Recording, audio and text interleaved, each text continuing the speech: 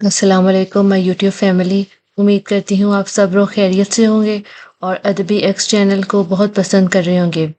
अपनी राय का इजहार लाइक कमेंट और शेयर करके ज़रूर दीजिएगा। सब्सक्राइब करके बेल आइकन को प्रेस कर दें जिससे मेरी आने वाली हर नई वीडियो आपको सबसे पहले पहुंच जाए। अब मैं पढ़ने जा रही हूँ नॉवल जन्नत के पत्ते एपिसोड 9। सर्दी का जोर पहले से ज़रा टूटा था। उस सुबह भी सुनहरी सी धूप टॉक्सिम स्क्वायर में भरी थी। मुजस्मा आज़ादी के गिर्द हर सू सोने के ज़रात चमक रहे थे। वो दोनों सुस्त रवि से सड़क के किनारे चल रही थी जब डीजे ने पूछा, हया ये टॉक्सिम नाम कितने मज़े का है, इसका मतलब क्या हुआ भला? मैं शहरी के मेयर हूँ जो मुझे पता हो। नहीं, वो मेरी गाइड बुक में लिखा था कि अरबी का लफ्ज़ है और इसके मायने शायद बांटने के हैं, क्योंकि यहाँ से नहरें निकल के सारे शहर में बढ़ जाती थी। तुम्हें अरबी आती है इसलिए पूछ रही हूँ। अरबी में तो टॉक्सिम नाम का कोई लफ्ज़ नहीं है और अरबी में बांटने को तकसीम कहते हैं। वो एकदम रुकी और फिर बेख्तियार सर पे हाथ मारा।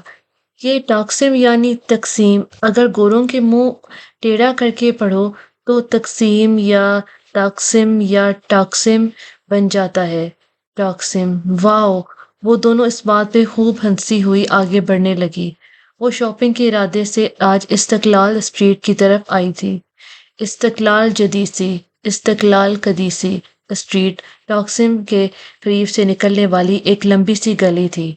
वो अगली दोनों इतराफ से कदीम आर्किटेक्चर वाली ऊंची इमारतों से घिरी थी। गली बेहद लंबी थी। वहाँ इंसानों का एक रश हमेशा चलता दिखाई देता रहता। बहुत से सामने जा रहे होते और बहुत से आपकी तरफ आ रहे होते। हर शख्स अपनी धुन में तेज तेज कदम उठा रहा होता। गली के दरमियान एक पटरी बनी थी जिस पे एक तारीखी सुर्ख रंग का छोटा सा ट्रैम चलता था। वो पैदल इंसान की रफ्तार से दुगनी रफ्तार से चलता और गली के एक सिरे से दूसरे तक पहुंचा देता। इस गली को ख़त्म करने के लिए भी घंटा तो चाहिए था। वहां दोनों इतराफ में दुकानों के चमकते शीशे और ऊपर कुमकुमे लगे थे। बाजार, night clubs, restaurants, coffee shops, designer where, गर्ज हर ब्रांड की दुकानें वहां मौजूद थी। चंद रोज पहले वो इधर आई तो सिर्फ विंडो शॉपिंग में ही 2.5 घंटे गुजर गए और तब भी वो इस्तकलाल जदीसी के दरमियान पहुंची थी। सो थक कर वापस हो। हया, तुमने देखा इस्तकलाल स्ट्रीट जैसे मॉडर्न इलाके में भी हर थोड़ी दूर बाद प्रेयर हॉल जरूर है। बड़े नेक हैं भाई तुरक। वो कदरे तंजिया हंसी और फिर मुतलासी निगाहों से इधर उधर देखने लगी। इस्तकलाल स्ट्रीट आने का अक्सर मकसद जिहान से मिलना था और वो सिर्फ इसलिए यहाँ आई थी कि बर्गर किंग जाए, और मैं यहाँ से गुजर रही थी तो सोचा कहकर उससे मुलाकात का बहाना ढूंढ ले। वो दोनों साथ साथ तेज रफ्तार से चल रही थी। वहां हवा तेज थी और हया के खुले बाल उड़ उड़ कर उसके चेहरे पे आ रहे थे। वो बार बार कोट की जेब से हाथ निकालती और उन्हें कानों के पीछे अड़सती। तभी उसने बर्गर किंग का बोर्ड देखा तो डीजे को बताए बिना रेस्टोरेंट के दरवाजे तक आई और उससे पहले कि वो दरवाजे पे हाथ रखती, दरवाजा अंदर से खुला और कोई बाहर निकला। वो बेख्तियार एक तरफ हुई। वो जिहान था। वो उसे पहचान गई थी मगर वो अकेला नहीं था। वो उसके सामने से आता साथ से निकलकर गुजर गया तो वो पलट कर देखने लगी। डीजे ने उसे रुकते नहीं देखा था। वो अपनी धुन में दुकानों को देखती चलती गई और लोगों के रेले में आगे बह गई। हया यूं ही अपने घुटनों तक आते स्याह कोट की जेबों में हाथ डाले देख रही थी। अब वो हवा के रुख पे खड़ी थी। उसके बाल पीछे की तरफ उड़ने लगे थे। जिहान उससे दूर जा रहा था। उसके साथ एक दराज कद लड़की भी थी।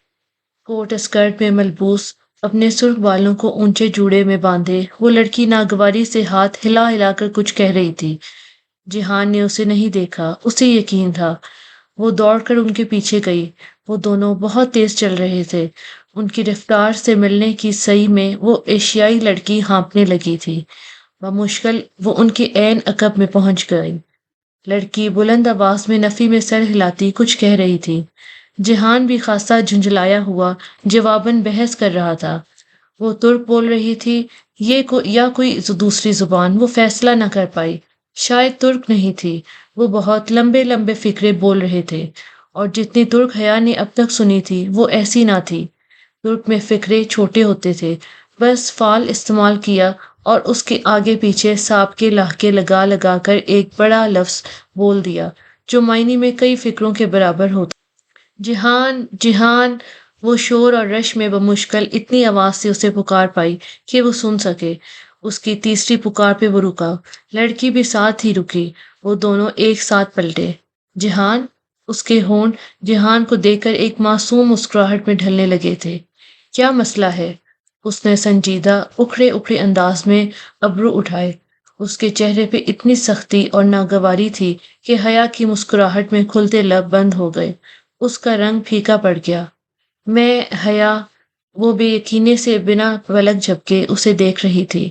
اسے شک گزرا کہ جہان نے اسے نہیں پہچانا۔ ہاں تو پھر؟ وہ بھویں سکیڑے بولا۔ وہ لڑکی کوٹ کی جیبوں میں ہاتھ ڈالے کھڑی ناپسندگی سے حیا کو دیکھ رہی تھی۔ پھر؟ حیا نے بے یقینی سے زیر لب دہرایا۔ وہ ششدر سی جہان کو دیکھ رہی تھی۔ کوئی کام ہے؟ وہ بمشکل ضبط کر کے بولا۔ حیا نے دھیرے سے نفی میں سر ہلایا، اس میں بولنے کی سکت نہیں رہی تھی۔ تو میری شکل کیا دیکھ رہی ہو؟ جاؤ! وہ شانے جھٹک کر پلٹا۔ لڑکی بھی ایک اچرتی نگاہ سے اس پر ڈال کر مڑ گئی۔ استقلال اسٹریٹ پہ لوگوں کا ریلا آگے بڑھتا گیا۔ جہان سکندر اور اس لڑکی کے پیچھے بہت سے لوگ اس سمت جا رہے۔ کتنی ہی دیر وہ ساکت کھڑی بہت سے سروں کی پشت کے درمیان اور ان دونوں کو دور جاتے دیکھتی رہی۔ اس کی پلکیں جھپکنا بھول گئی تھی۔ ان دونوں کے سراپے ہجوم میں گم ہو رہے تھے۔ وہ دو نقطے بنتے جا رہے تھے، مدھم، دور، بہت دور۔ حیا! حیا! ڈی جے کہیں دور اتھل پتھل سی سانسوں کے درمیان چلا رہی تھی، مگر وہ نہیں سن رہی تھی۔ وہ اسی طرح بھیڑ کے درمیان پتھر ہوئی کھڑی اس سمت دیکھ رہی تھی۔ وہ بہت دور جا چکے تھے۔ ساکت پتلیوں میں اب درد ہونے لگا۔ بالآخر بوجھ سے اس کی پلکیں گری اور جھک کر اٹھی تو منظر بھیگ چکا تھا۔ اس نے پھر سے پلکیں جھپکائی تو بھیگی آنکھوں سے قطرے رخساروں پر گرنے لگے۔ سامنے کا منظر قدرے واضح ہوا، مگر لمحے بھر کی تاخیر سے اس کا تعاقب ہار گیا تھا۔ وہ دونوں بھیڑ میں گم ہو گئے تھے۔ وہ اپنا منظر کھو چکی تھی۔ آنسو ٹپ ٹپ اس کی ٹھوڑی سے نیچے گردن پہ لڑکتے گئے۔ حیا! کدھر رہ گئی تھی تم؟ ڈی جے نے نڈھال سی آ کر اس کا شانہ جھنجھوڑا۔ اس کا سانس پھول چکا تھا اور وہ ہانپ رہی تھی۔ میں کہیں بہت پیچھے رہ گئی ہوں ڈی جے، وہ اسی سمت دیکھتے ہوئے بڑبڑائی تھی۔ اس نے ایک ہاتھ سے اوون کا ڈھکن کھولا، دوسرے ہاتھ سے گرم ٹرے باہر نکال لی۔ ٹرے پہ بھوری خستہ گرما گرم جنجر بریڈ تیار پڑی تھی۔ ادرک کی ہلکی سی خوشبو سارے کچن میں پھیلی تھی۔ وہ دوسرے ہاتھ سے جنجر بریڈ کو چیک کرتی سیدھی ہوئی اور ٹرے کا لاکر کاؤنٹر پہ۔ وہ سفید ڈھیلی سی آدھے بازوں والی ٹی شرٹ اور کھلے سیاہ ٹراؤزر میں ملبوس تھی۔ بالوں کا ڈھیلا سا جوڑا گردن پہ پڑا تھا اور الجھی الجھی سی لٹیں گالوں کو چھو رہی تھی۔ ٹی شرٹ کے اوپر پہنے ایپرن پہ جگہ جگہ چاکلیٹ اور کریم کے دھبے لگے تھے۔ معتصم کاؤنٹر کی ایک طرف کھڑا پیالے میں انڈے کی سفیدی پھینٹ رہا تھا۔ ڈی جے دوسری طرف کھڑی سجاوٹ کے لیے گئی بنٹیز، جیلیز اور رنگ برنگے بینز کے پیکٹ کھول کھول کر پلیٹ میں انڈیل رہی تھی۔ ہر رنگ کے بینز، کینڈیز اور سرخ جیلی بینز کا ڈھیر لگ چکا تھا۔ آج حسین کی سالگرہ تھی۔ روایتی طریقے سے کیک بنانے کی بجائے حیا اس کے لیے جنجر بریڈ ہاؤس تیار کر رہی تھی، 1 فٹ اونچا جنجر بریڈ سے بنا گھر جو چاکلیٹ، کریم اور رنگ برنگی جیلی سے سجانا تھا۔ وہ پچھلے 4 گھنٹے سے لگی ہوئی تھی اور اب بالآخر اس کی جنجر بریڈ کے 6 ٹکڑے بیک ہو چکے تھے۔ 4 دیواروں کے لیے اور 2 مخروطی چھت۔ آؤ اب اس کو جوڑتے ہیں، اس نے کہا تو معتصم جو آئسنگ بنا چکا تھا پیالہ رکھ کر اس کی طرف آیا۔ ڈی جے اب ایک دیوار اٹھا کر اس میں سے مستطیل دروازہ کاٹ رہی تھی۔ حیا اور معتصم نے احتیاط سے 2 دیواریں متصل کھڑی کی اور ان کے جوائنٹ پہ بطور گم مخصوص سیرپ لیپ دیا۔ پھر بہت آہستہ سے دونوں نے اپنے ہاتھ ہٹائے، دیواریں سیدھی کھڑی رہی۔ سیرپ نے ان کو چپکا دیا تھا۔ زبردست! وہ پرجوش سی ہو گئی۔ اس کا گھر بن رہا تھا، یہ خیال ہی اس کی ساری تھکاوٹ بھگا کر لے گیا۔ وہ دونوں اب اگلی دیوار جوڑنے لگے۔ حیا کے ماتھے سے جھولتی لٹ بار بار آنکھوں کے سامنے آتی، وہ بار بار ہاتھ سے اسے پیچھے ہٹاتی۔ پوروں پہ لگے چاکلیٹ سیرپ کے دھبے اس کی رخسار پہ لگ گئے، مگر پرواہ کسے تھی؟ چار دیواری بن گئی تھی۔ اب انہوں نے دو مستطیل ٹکڑوں کو اوپر الٹے وی کی طرح رکھا اور جوڑ پر سیرپ لگایا۔ کافی دیر بعد انہوں نے ہاتھ اٹھائے۔ چھت برقرار رہی، سیرپ سوکھنے لگا تھا، چھت مزید مضبوط ہو چکی تھی۔ حیا تم گریٹ ہو۔ وہ بھورا سا گھر بنا رنگ یا آرائش کے بھی اتنا پیارا لگ رہا تھا کہ معتصم بے اختیار ستائش سے بولا۔ مجھے پتا ہے، وہ دھیرے سے ہنسی۔ وہ تینوں اب الا بلا کینڈیز، وینٹیز اور جیلیز کے دیواروں کی سجاوٹ کرنے لگے۔ وہ ہر ڈیکوریشن کے ٹکڑے کے پیچھے ذرا سا سیرپ لگا کر اسے دیوار سے چپکا دیتے۔ بھورے گھر پہ جگہ جگہ سرخ، سبز اور نیلے بٹن کی مانند آنکھیں ابھرنے لگی تھی۔ ذرا سی دیر میں گھر سج گیا تھا۔ ڈی جے نے سفید کریم سے کھڑکیوں کی چوکور چوکھٹیں بنائی اور اندر نیلی کریم کا رنگ بھر دیا۔ اب استنبول کی برف باری کا مزہ اپنے گھر کو بھی چکھائیں۔ حیا آئسنگ شوگر اور چھلنی لے آئی۔ اس نے سفید سوکھے آٹے کی شکل کی آئسنگ شوگر چھلنی میں ڈالی اور گھر کے اوپر کر کے چھلنی آہستہ آہستہ ہلانے لگی۔ چھلنی کے سوراخوں سے سفید ذرے نیچے گرنے لگے۔ بھورے گھر پہ برف باری ہونے لگی اور ایک ہلکی سی سفید تہ چاکلیٹ سے ڈھکے گھر پہ حیا کا جنجر بریڈ ہاؤس تیار تھا۔ اس نے احتیاط سے ٹرے اٹھائی۔ گھر برقرار رہا۔ وہ اس کی 4.5 گھنٹوں کی محنت کا ثمر تھا۔ کسی سالگرہ کی تقریب سے پہلے حیا سلیمان نیکسک سے تیار ہو نہ ہو حیرت انگیز بات تھی، مگر آج اس کی تیاری وہ گھر ہی تھا۔ اس سے اپنے رف ہو لیے ایپرن اور چہرے پہ لگے دھبوں کی پرواہ نہیں تھی۔ اس کی ساری توجہ ٹرے میں رکھے جنجر بریڈ۔ وہ ڈی جے اور معتصم کے پیچھے چلتی کامن روم میں داخل ہوئی۔ وہاں فاصلے فاصلے پہ گول میزوں کے گرد کرسیوں کے پھول بنے تھے۔ درمیانی میز پہ گفٹس اور حسین کا لایا ہوا کیک رکھا تھا۔ 12 ممالک کے ایکسچینج اسٹوڈنٹس آ چکے تھے۔ وہ کوئی سرپرائز پارٹی نہ تھی، سو حسین بڑی میز کے پیچھے کھڑا ہنستا ہوا ٹالی کا گفٹ لینے کی کوشش کر رہا تھا، جسے ٹالی بار بار پیچھے کر رہی تھی۔ سرپرائز! حیا نے پکارا تو سب معتصم اور ڈی جے کے پیچھے وہ چوکھٹ پہ کھڑی تھی، دونوں ہاتھوں میں اٹھائے ٹرے میں وہ فیری ٹیل ہاؤس بنا، اور حیا کو پتا تھا وہ ہینسل اور گریٹل کے جنجر بریڈ ہاؤس سے زیادہ خوبصورت تھا۔ واو! بے اختیار بہت سے لبوں سے ستائش نکلی۔ حیا تم نے میرے لیے اتنا کیا؟ حسین بے حد متاثر ہوا تھا۔ اس نے مسکراتے ہوئے وہ دروازے پہ کھڑی تھی۔ دروازہ آدھا کھلا تھا اور سردی اندر آ رہی تھی۔ آؤ حیا، اسے میز پہ لے آؤ۔ معتصم بڑی میز پہ گفٹس، کیک اور دوسری ڈشز کے درمیان چیزیں ہٹا کر جگہ بنانے لگا۔ سردی کی لہر دروازے سے اندر گھس رہی تھی۔ اس نے بائیں ہاتھ میں ٹرے پکڑی، دائیں ہاتھ بڑھا کر دروازہ دھکیلنا چاہا۔ وہ بدقسمتی کا لمحہ تھا۔ دروازے کے نوب کو اس نے چھوا ہی تھا کہ دروازہ زور سے پورا کھلا اور کوئی تیزی سے اندر داخل ہوا۔ کھلتے دروازے نے اس کا بڑا ہاتھ پیچھے دھکیلا اور وہ توازن برقرار نہ رکھ سکی۔ بے اختیار ایک قدم پیچھے ہٹی اور تبھی اس کے بائیں ہاتھ میں پکڑی ٹرے ٹیڑھی ہوئی۔ اوہ نو! بہت سی دلدوز چیخیں بلند ہوئی اور ان میں سب سے دل خراش اس کی الٹی ہوئی ٹرے اس کے ہاتھ میں رہ گئی۔ ہلکی سی ٹھڑک کی آواز کے ساتھ جنجر بریڈ ہاؤس زمین پہ جا گرا۔ ہر دیوار ٹکڑوں میں بٹ گئی۔ بنٹیز اور جیلیز ادھر ادھر بکھر گئی۔ فرش پہ بریڈ، چاکلیٹ، کریم اور رنگ برنگی بنٹیوں کا ایک ملبہ پڑا تھا، اور وہ سب سناٹے کی عالم میں پھٹی پھٹی نگاہوں سے اسے دیکھ رہی تھی۔ کتنے ہی پل وہ شاخ کی عالم میں اس ملبے کو دیکھے گئی، پھر اس کے پار نظر آتے جو گرز کو دیکھا اور اپنی ششد نگاہیں اوپر اٹھائی۔ وہ جہان سکندر تھا اور اتنی ہی بے یقینی و شاک سے اس ملبے کو دیکھ رہا تھا۔ حیا کے دیکھنے پہ بے اختیار اس نے نفی میں سر ہلایا۔ حیا، آئی ایم سوری، میں نے جان بوجھ کر نہیں، مجھے پتا نہیں تھا کہ تم سامنے، اوہ گاڈ!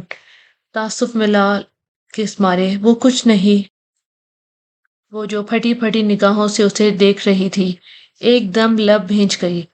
उसकी आंखों में तहीक की जगह गुस्से ने ले ली। खून की सुर्ख लकीरें उसकी आंखों में उतरने लगी। वो एकदम झुकी, ब्रेड का टोटा क्रीम में लुथरा टुकड़ा उठाया और सीधे होते हुए पूरी कुवत से जहान के मुंह पे दे मारा। वो उस गैर मतवक्का हमले के लिए तैयार नहीं था। क्रीम में लुथरा टुकड़ा उसकी गर्दन पे लगा तो वो बेख्तियार 2 कदम पीछे हटा। टुकड़ा उसकी शर्ट पर से फिसलता नीचे कदमों में जा गिरा। उसने गर्दन पे लगी क्रीम को हाथ से छुआ और फिर उंगलियों के पोरों को बेयकीनी से देखा। हया, मैंने जानबूझकर नहीं किया। वो सुर्ख आंखों से लब भींचे जिहान को देख रही थी। उससे लब इतनी सख्ती से भींच रखे थे कि गर्दन की रगें उभरने लगी थी और कनपट्टी पे नीली लकीर नजर आ रही थी। वो बिल्कुल चुप खड़ी गहरे गहरे सांस ले रही थी। हया, इट्स ओके। हुसैन परेशानी से आगे बढ़ा। डीजी और मोहतसम उसके साथ थे। हया, मैंने वाकई नहीं देखा था कि तुम। Shut up, just shut up. वो इतनी जोर से चलाई कि आगे बढ़ता हुसैन वहीं रुक गया। चले जाओ तुम यहाँ से, कहीं भी चले जाओ, मगर मेरी जिंदगी से निकल जाओ। तुम मेरे लिए अजाब और दुख के अलावा कुछ भी नहीं लाए। निकल, उसने उर्दू में चिल्ला कर कहा था। 12 मुबालक के एक्सचेंज स्टूडेंट्स में से उर्दू कोई नहीं समझता था सिवाय डीजे के, मगर वो तमाम मुतासिब खड़े तलबा समझ गए थे कि वो क्या कह रही है। हया, जहान की आंखों में दुख उभरा। मेरा नाम भी मत लो। उसने गर्दन के गर बांधे एप्रन की डोरी हाथ से नोची। एप्रन एक तरफ उतरार फेंका और भागती हुई बाहर निकल गई। सीढ़ियों के ऊपर लगा बल्ब उसके आते ही जल उठा था। वो तेजी से चक्करदार सीढ़ियां उतरने लगी। आंसू उसके चेहरे पे बह रहे थे। आखिरी सीढ़ी फैलांग कर वो उतरी और बर्फ के ढकी घास पे तेज तेज चलने लगी। बाहर तेज सर्द हवा थी। हल्का हल्का सा कहर हर सू छाया था। वो सीने पे बाजू लपेटे सर झुकाए रोती हुई चलती जा रही थी और उसे पता था कि वो एक जिंजर ब्रेड हाउस के लिए नहीं रो रही। पहाड़ी की ढलवान उतरकर सामने सबांजी की मसनूई झील थी। झील अब खासी पिघल चुकी थी, फिर भी फासले फासले पे बड़े बड़े बर्फ के टुकड़े तैर। वो झील के किनारे रुक गई। तेज दौड़ने से उसका सांस फूल गया था। पतली टी शर्ट में सर्दी लगने लगी थी। ढीला जूड़ा आधा खुलकर कमर पे गिर गया था। वो थकी मान सी घास पे बैठ गई और स्लीपर से पाँव निकाल कर ठंडे पानी में डाल दिए। वो खुद अजियती की इंतहा थी। घुटनों के गर्द बाजू लपेट कर सर नीचे झुकाकर वो एकदम से बहुत फूट। मसनूई झील की पानी रात के अंधेरे में चांद की रोशनी में चमक रहा था। गोया चांदी का एक बड़ा सा वर्ग स्याह पानी में तैर रहा हो। दूर जंगल से परिंदों की आवाज वक्फे वक्फे से सुनाई देती थी।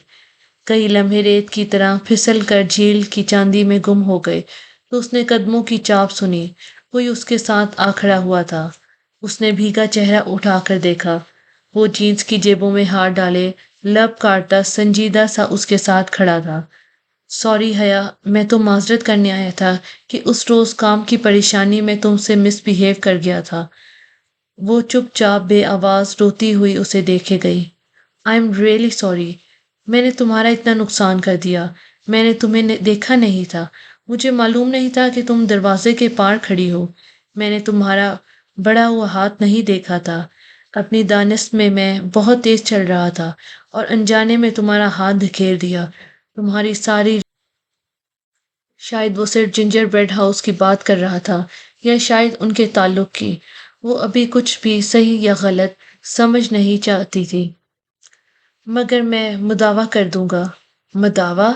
उसके बहते आंसू पल भर को थमे। हाँ, मैं तुम्हें बिल्कुल ऐसा जिंजर ब्रेड हाउस बना कर ला दूंगा। और इसका दिल चाहा वो फूट फूट कर फिर से रो दे। माय फुट जहान सिकंदर। वो एक झटके से उठी और गीले पैर पानी से निकाल कर स्लीपर्स में डाले। मेरी जिंदगी में जिंजर ब्रेड हाउस से बड़े मसाइल हैं। वो तेजी से पलटी तो ढीले जूड़े का आखिरी बल भी खुल गया और सारे बल आबशार की तरह कमर पे सीधे गिरते गए। वो तेज तेज कदम उठाती ऊपर ढलान पर चढ़ने लगी। جہان لب کاٹتا اسے دور جاتے دیکھتا رہا۔ وہ تکیے سے ٹیک لگائے پاؤں لمبے کیے کمبل میں لیٹی تھی، دونوں ہاتھوں سے موبائل تھامے وہ گیم کھیل رہی تھی۔ ساتھ والے بنک پہ ٹالی منہ پہ تکیا رکھے سو رہی تھی۔ چیری اسٹڈی روم میں تھی، ختیجہ نیچے اپنے بنک کی کرسی پہ بیٹھے میز پہ رکھے لیپ ٹاپ کی کنجیوں پہ۔ حسین کا birthday gingerbread house ٹوٹنے سے خراب نہیں ہوا، اس کا برتھ ڈے تمہارے اوور ریئیکشن سے خراب ہوا تھا۔ تم نے اپنے کزن کے ساتھ اچھا نہیں کیا، اس کا قصور نہیں تھا، اسے تمہیں واقعی نہیں دیکھا تھا۔ اگر تم تھوڑا سا ضبط کر لیتی اور کھلے دل سے اپنے کزن کو ویلکم کرتی تو ہم اسی ٹوٹے جنجر بریڈ ہاؤس کو یادگار بنا لیتے، اسے ایک دوسرے کے چہروں پہ ملتے، اس کے ساتھ تصویریں کھنچواتے اور کیا کچھ نہ کرتے۔ چیزیں وقتی ہوتی ہیں، ٹوٹ جاتی ہیں، بکھر جاتی ہیں، رویے دائمی ہوتے ہیں، صدیوں کے لیے اپنا اثر چھوڑ جاتے ہیں۔ انسان کو کوئی چیز نہیں ہرا سکتی جب تک کہ وہ خود ہار نہ مان لے، اور تم نے آج ایک ٹوٹے ہوئے جنجر بریڈ ہاؤس سے ہار مان لی۔ لیپ ٹاپ کی اسکرین پہ نگاہیں جمائے ڈی جے تیزی سے کچھ ٹائپ کرتی کہہ رہی تھی۔ حیا اسی طرح ببل چباتی موبائل۔ تمہارے جانے کے بعد سب اتنے شرمندہ تھے کہ مت پوچھو کس طرح میں نے بمشکل سب کو منا کر حسین سے کیک کٹوایا۔ دفتن حیا کا موبائل بجا تو ڈی جے خاموش ہو گئی۔ حیا نے لب بھینچے اسکرین کو دیکھا، وہاں جہان کا موبائل نمبر لکھا آ رہا تھا۔ چاہنے کے باوجود بھی وہ کال مسترد نہ کر سکی۔ کیا ہے؟ اس نے فون کال سے لگا کر بہت آہستہ سے کہا۔ ابھی تک خفا ہو؟ وہ ایک دم اپنی اپنائیت سے پوچھنے لگا کہ وہ لب کاٹ کر رہ گئی۔ حلق میں آنسوں کا گولا سا اٹکنے لگا۔ خفا ہونے کا اختیار اپنوں کو ہوتا ہے، مجھے اختیار کبھی کسی نے نہیں دیا۔ اتنے لمبے مکالمے مت بولو، مجھ سے اب سردی میں نہیں کھڑا ہوا جا رہا، فوراً باہر آؤ۔ وہ ایک دم اٹھ بیٹھی۔ تم کہاں ہو؟ آنسو غائب ہوئے۔ تمہارے ڈورم کے باہر بالکونی میں کھڑا ہوں۔ میرے اللہ، تم ابھی تک یہیں ہو؟ وہ فون پھینک کر اٹھی، تیزی سے سیڑھیاں پھلانگتی نیچے اتری اور دوڑ کر دروازہ کھولا۔ وہ بالکونی کی ریلنگ سے ٹیک لگائے سینے پہ بازو لپیٹے کھڑا تھا۔ اف جہان! حیا دروازہ بند کر کے اس تک آئی۔ اس نے شرٹ کے اوپر ایک کھلا سا سیاہ سویٹر پہن لیا تھا اور بالوں کا پھر سے ڈھیلا جوڑا باندھ لیا تھا۔ آنکھیں ہنوز مترم تھی۔ کب سے کھڑے ہو ادھر؟ وہ خفگی سے کہتی اس کے ساتھ آ کھڑی ہوئی۔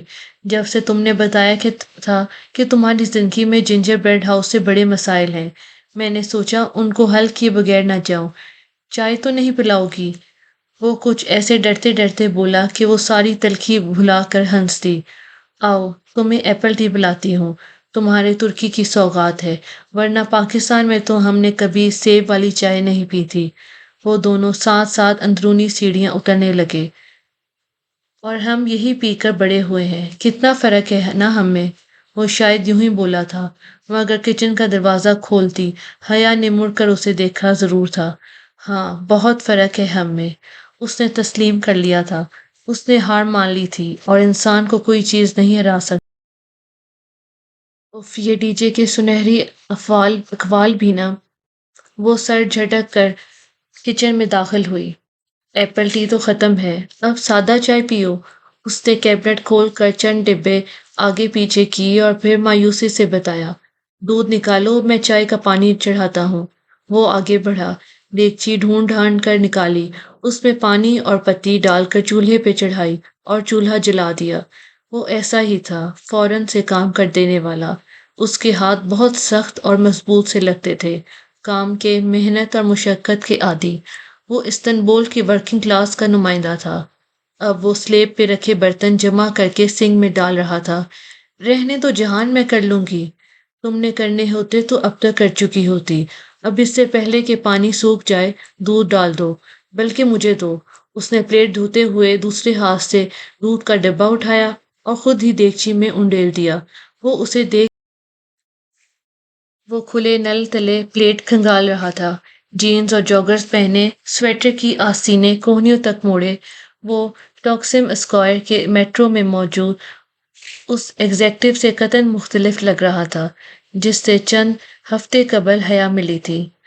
حیا حیا ڈی جے حواس باختہ سی چلاتی ہوئی کچن میں داخل ہوئی۔ تمہارا فون مر جائے گا بج بج کر۔ اوہ السلام علیکم، جہان کو دیکھ کر وہ گڑبڑا گئی۔ وعلیکم السلام، جہان نے پلٹ کر اسے جواب دیا۔ تمہارا فون؟ وہ حیا کو موبائل تھما کر واپس مڑ گئی۔ حیا نے موبائل پہ دیکھا، 5 مسڈ کالز، ترکی کا کوئی غیر شناسا نمبر۔ اسی وقت اس کا موبائل دوبارہ بجنے لگا۔ اس نے اسکرین کو دیکھا، وہی ترکی کا نمبر۔ اس نے کال وصول کر لی۔ ہیلو۔ جب وہ بولی تو اس کی آواز میں تبضب تھا۔ حیا سلیمان، بندے کو عبد الرحمان پاشا کہتے ہیں۔ اب تک تو آپ مجھے جان گئی ہوں گی، وہ شستہ اردو میں کہہ رہا تھا۔ اس کی آواز میں ممبئی کے باسیوں کا تیکھا پن تھا اور لہجہ بہت ٹھنڈا۔ حیا کا رنگ پھیکا پڑ گیا۔ اس نے پلکیں اٹھا کر جہان کو دیکھا۔ وہ بہت غور سے اس کے چہرے کے اتار چڑھاؤ دیکھ رہا تھا۔ رانگ نمبر، اس نے کہہ کر فون رکھنا چاہا، مگر وہ آگے بڑھا اور موبائل اس کے ہاتھ میں لے لیا۔ کون؟ وہ فون کان سے لگا کر بولا تو اس کے چہرے پہ بے پناہ سختی تھی۔ کون؟ اس نے دہرایا۔ شاید دوسری جانب سے کوئی کچھ بول نہیں رہا تھا۔ جہان لب بھینجے چند لمحے انتظار کرتا رہا، پھر اس نے فون کان سے ہٹایا۔ بند کر دیا ہے؟ اس نے موبائل حیا کی طرف بڑھاتے ہوئے جانچتی مشکوک نگاہوں سے اسے دیکھا۔ کون تھا؟ تمہیں نہیں بتایا تو مجھے کیوں بتاتا؟ شاید رانگ نمبر تھا۔ تمہیں کوئی تنگ تو نہیں کر رہا؟ پھر جیسے وہ چونکا۔ وہ پھول پتہ نہیں کون ہے، اس نے شانے اچکا۔ ہریسمنٹ ایک جرم ہے، ہم اس کے لیے پولیس کے پاس جا سکتے ہیں۔ وہ کچھ سوچ کر بولا۔ کسی مسئلے کا حل جہان سکندر کے پاس نہ ہو یہ ممکن تھا بھلا؟ جانے دو، میں اس سے زیادہ اہمیت نہیں دیتی، خود ہی تھک کر رک جائے گا۔ گو کہ وہ مطمئن نہیں ہوا تھا، مگر سر ہلا کر پلیٹ پلٹ گیا اور نل پھر سے کھول دیا۔ حیا نے موبائل کو سائلنٹ پہ لگا کر جیب میں ڈال دیا۔ وہ اس نازک رشتے میں مزید بدگمانی کی متحمل نہیں تھی۔ چولہا کیوں بند کر دیا؟ ابھی پکنے دیتی، میں زیادہ کڑھی ہوئی چائے پینے کا عادی ہوں۔ اسی پل چولہا بند ہوا تو وہ چونکا۔ میں نے نہیں بند کیا، یہ آٹومیٹک بعد 10 منٹ کے لیے بند ہو جاتے ہیں، 10 منٹ بعد خود ہی چل اٹھتے ہیں۔ یہ اچھا کام ہے، اسے جیسے کوفت ہوئی۔ پھر آخری برتن کھنگالتے ہوئے وہ بار بار چولہے کو سوچتی نظروں سے دیکھتا رہا۔ جب برتن ختم ہو گئے تو ہاتھ دھو کر چولہے کی طرف آیا۔ برتن دھل گئے ہمارے، اب تمہاری زندگی کے اگلے مسئلے کو حل کرتے ہیں۔ اس کے بعد کون سا مسئلہ ہے وہ بتاؤ؟ جو چولہے کو پھر سے جلانے کی کوشش کرنے لگا۔ میری زندگی کے مسئلے ٹوٹے کیبنٹ یا ٹھنڈے چولہے کی طرح نہیں ہیں جو تم حل کر لو۔ اچھی بھلی زندگی ہے تمہاری، کیا مسئلہ ہے تمہیں سوائے اس بیکار چولہے کے؟ کوئی تو حل ہوگا اس کا بھی۔ وہ نچلا لب دبائے جھک کر سوئی۔ اس کا کوئی حل نہیں ہے، یہ ناممکن ہے کہ کسی مسئلے کا کوئی حل نہ ہو۔ ٹھہرو، میں کچھ کرتا ہوں۔ وہ پنجوں کے بل زمین پہ بیٹھا اور جھک کر نیچے سے چولہے کا جائزہ لینے لگا۔ جہان رہنے دو، میری کار سے میرا ٹول باکس لے آؤ، ڈیش بورڈ میں پڑا ہوگا، تب تک میں اسے دیکھتا ہوں۔ وہ جینس کی جیب سے چابیوں کا گچھا نکال کر اس کی طرف بڑھائے، گردن نیچے جھکائے چولہے کے ارد گرد جیسے کچھ تلاش کر رہا تھا۔ وہ جہان ہی کیا جو کچھ کرنے کی ٹھان لے تو پھر کسی کی سنے۔ اسے میٹرو میں اپنے جوتے کے تسمے کھولتے جہان یاد آ رہا تھا۔ اس نے مسکراہٹ دبا کر ہاتھ بڑھا کر چابی پکڑی اور دروازے کی طرف بڑھ گئی۔ جہان کی چھوٹی سفید سی کار ہاسٹل کی سیڑھیوں کی آخری زینے کے سامنے ہی کھڑی تھی۔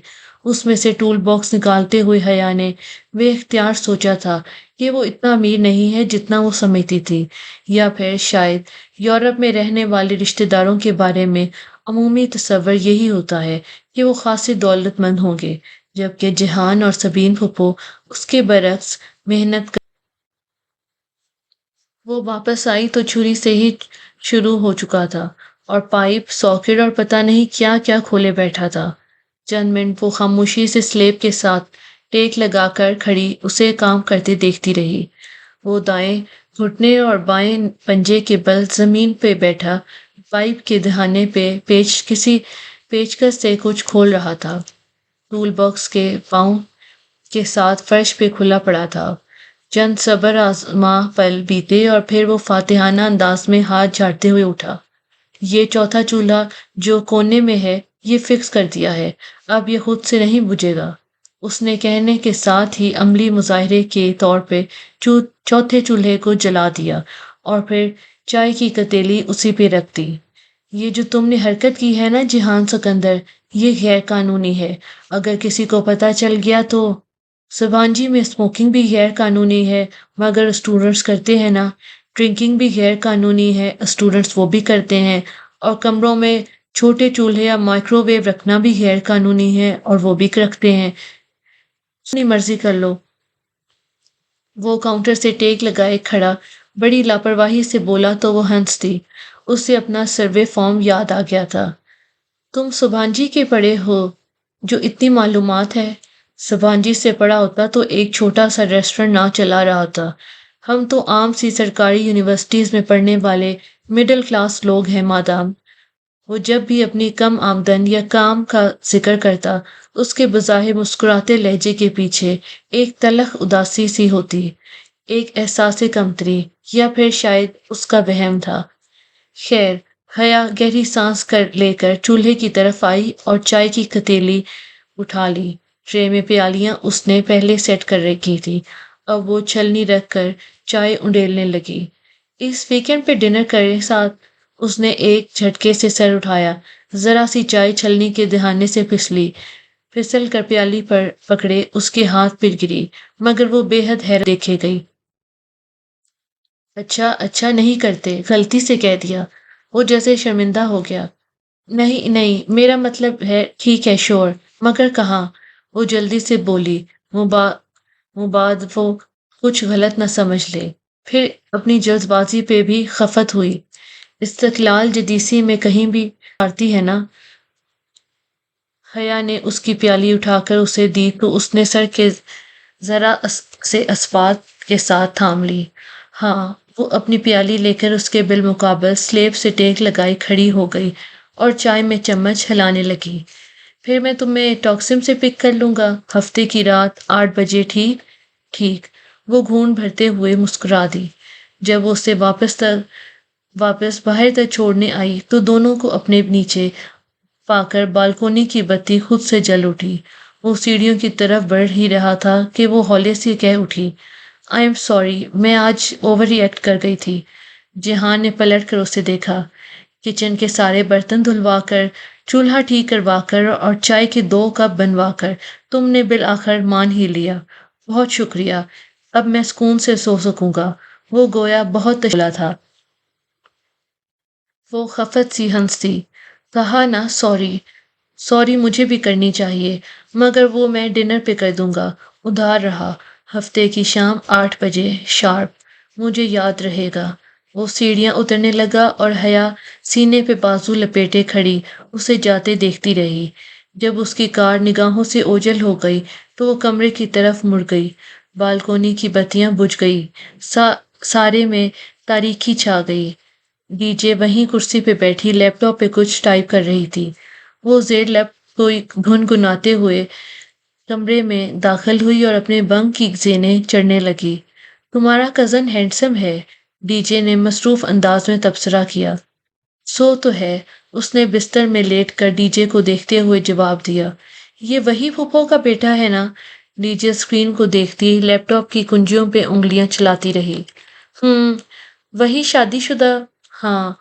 उसके लबों पे। अच्छा। डीजे मायूसी से खामोश हो गई। हया जेर लब लगी। बको मत, मुझे असाइनमेंट बनाने दो। कुछ देर बाद डीजे झुंझला कर बोली, मगर वो मुस्कुराते हुए गुनगुनाते जा रही थी। वो खुश थी।